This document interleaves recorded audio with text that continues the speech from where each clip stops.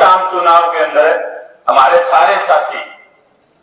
India गठबंधन, चाहे आज यहाँ कांग्रेस का निशान है, भिवानी मसीह टीम का निशान मिला हुआ है, बड़े हमारा कामरेड ओम प्रकाश खड़े, हम 2-3 दिन लागे भी आया विधायक जी हमें।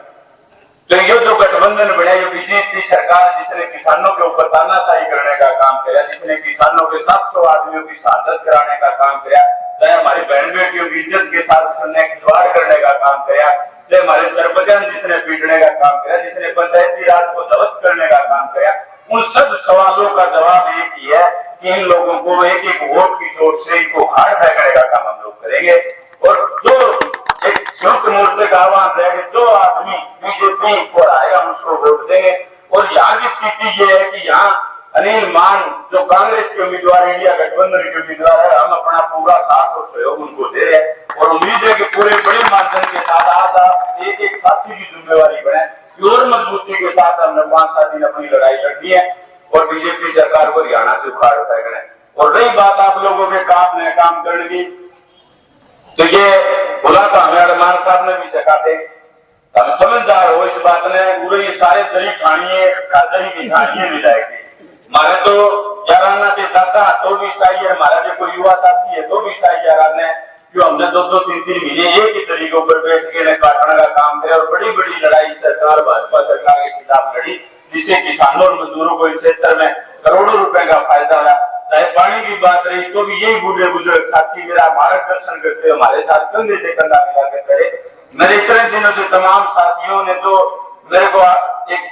कोई गाड़ काट के जिंदा कुआंदा को नहीं कड़ा मर गया खत्म हो गया, मतलब पता नहीं किसकी बात, सब लोगों की जन भावना के आदेशानुसार मैं एक बात कहता हूँ, मेरा ये निजी कोई फैसला नहीं है, हर गांव के मेरे जिस साथी ने जो भावना व्यक्त करी उस भावना के अनुकूल मैंने ये फैसला लिया। जो फैसला तारा ही है, सिरे भी खाली चढ़ाना है, मन में गुंज चढ़ाना मैं बिल्कुल नहीं कर सकूं। अगर आप लोगों के हक के ऊपर अगर फिर से कोई ऐसा दावा हुआ या फिर आप लोगों की कोई अनसुनी हुई तो मैं तो तारे से खड़े वहां पर विधायक को कोई मतलब थोड़ी भाई आप तो 6 महीने निकलो 2 महीने निकलो, यह बात कह के सुरेंद्र मान जी ने लग गया कि भाई हमने पिछली सरकार के खिलाफ भी लड़ाई लड़ी, अगर कांग्रेस सरकार भी किसानों के साथ इसी तरह की अनदेखी करी और हमारा इसी तरह से शोषण करने का काम कराया तो हम तो मान साहब थाने लेके दरी बिछा के मानवे में बना के बैठ जाए, हमारी कोई तसल्ली बनी है और माहौल परिवार दुनिया जी का मैं आप आज जिंदा ना मानी दरी दो निशानी पर मैं आप देख लूंगा।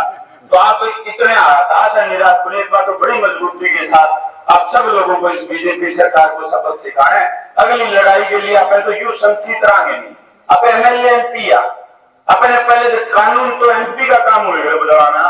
अब कानून बदलाए बाबा एमपी जो एमपी बदलाना काम करा बहुमत होगा, सिर से सिर जुड़ेगा तो बड़ी से बड़ी लड़ाई कर जीतना काम कराने। और एक ही बात में आप लोगों से हमारा समर्थन हमारा मत आप लोगों, आप जब तक हमारे साथ हो हमारा फैसला मन नहीं हो लगा कि मैं यूं कोई मेरे 100% साथी अगर पूछ है कि मैं खुद मैं मेरा नहीं, लेकिन मेरे 100-90 साथी मेरे तक खुश है इस बात में कभी आपने बीजेपी सरकार के खिलाफ फैसला किया। और अगला फैसला भी यही है, अपन अपना संगठन नहीं पालना।